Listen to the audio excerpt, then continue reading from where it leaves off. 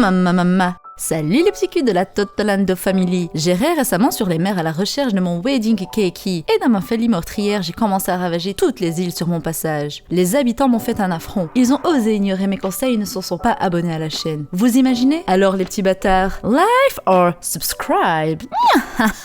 Si c'est la première fois que tu vois une de mes vidéos, ne prends pas peur mon enfant. Ici on mange à l'heure qu'on veut et on mange de tout dans la joie et la bonne humeur. Une grande famille qui réunit déjà plus de 4000 petits culs. Imaginez si on atteint les 10K. Maman se dévoilera. Alors les petits culs, vous n'êtes pas sans savoir que j'ai fait escale sur Wano Kuni pour botter le cul de Monkey D. Luffy. Mais ce que vous ne savez pas, c'est que ce n'est pas là la raison première. Si Big Mom s'est rendu sur Wano Kuni, c'est selon moi pour d'abord récupérer la copie du Road Poneglyph que Brook a su faire. Big Mom a bien stipulé à Brook que plus jamais elle ne ferait l'erreur de laisser un pirate s'emparer d'une copie de son poneglyph. Cette erreur s'est déjà produite il y a plus de 20 ans de cela avec Goldie Roger. Maman pensait que Brook n'avait pas eu le temps d'en faire une copie étant donné qu'elle était arrivée vraiment au dernier instant. Mais heureusement, il a pu le cacher dans son crâne.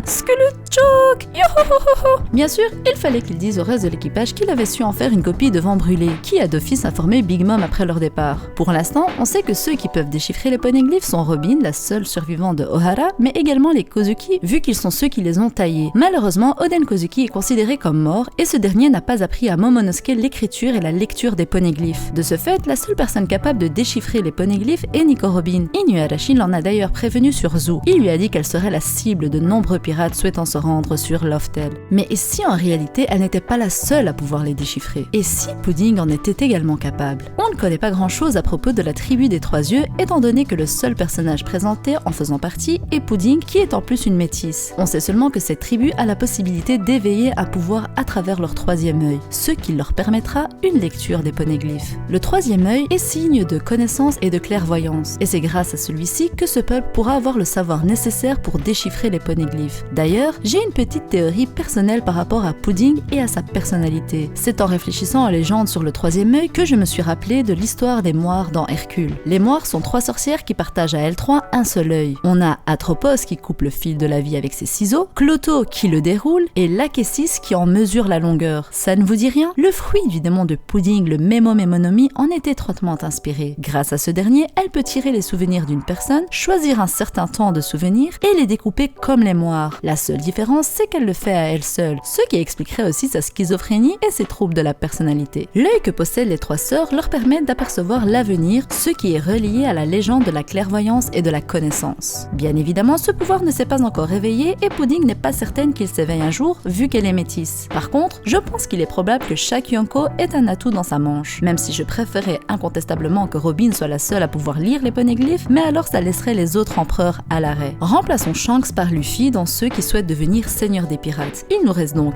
Big Mom, Kaido, Barbe Noire et Monkey D. Luffy. On sait que Luffy a Robin dans sa manche, une de ses nakamas qui sera potentiellement poursuivie pour user de son savoir. Big Mom a Pudding, même si elle ne pense pas éveiller son pouvoir, je pense que l'éveil se fera un jour ou l'autre et qu'elle aura son importance dans le futur. Concernant Kaido, c'est un peu plus compliqué, mais s'il avait gardé en otage un Kozuki capable de lire les poneglyphes, une réflexion à se faire. Par contre, pour Barbe Noire, selon moi, il n'aura personne dans son équipage d'utile par rapport à cela. Comme toutes ses apparitions et ses méfaits, il apparaîtra tel un lâche, soit en suivant les Mugiwara sur le chemin vers Raftel, soit en volant la carte que Nami dessinera pour s'y rendre. Sachant que la théorie de les suivre n'est pas totalement nulle, étant donné qu'on sait grâce au chapitre 928 qu'il a dans sa manche le fruit du démon de l'invisibilité, le Sukesuke no Mi. Ce fruit de démon appartenait autrefois à Absalom, membre de l'équipage de Moria. Cependant, celui-ci a été capturé par Kurohige et ayant refusé de coopérer avec eux, il a été tué et ils ont récupéré le fruit du démon, le Sukesuke no Mi, qui a été récupéré par Shiryu. Grâce à ce pouvoir, l'équipage de Barbe Noire pourrait donc suivre les Mugiwara en toute invisibilité et pourquoi pas avoir le combat final entre Luffy et Barbe Noire sur Loftel, justement pour déterminer qui est réellement l'homme que Roger attendait et qui est l'homme de la prophétie du Down.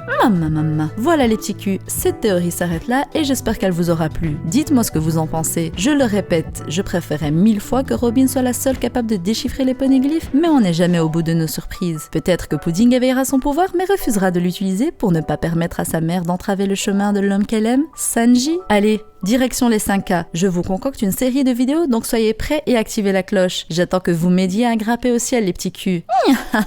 Je vous aime, les cozos, donc activez la cloche. Ah oui, j'ai failli oublier. Maman. Ah, bon, ne pas. Je suis Big Mom. Je suis Big Mom, je te bouffe ta race. Même si tu t'abonnes, tu veux que je prenne du poids. Abonne-toi et le pouce bleu pour mettre le feu.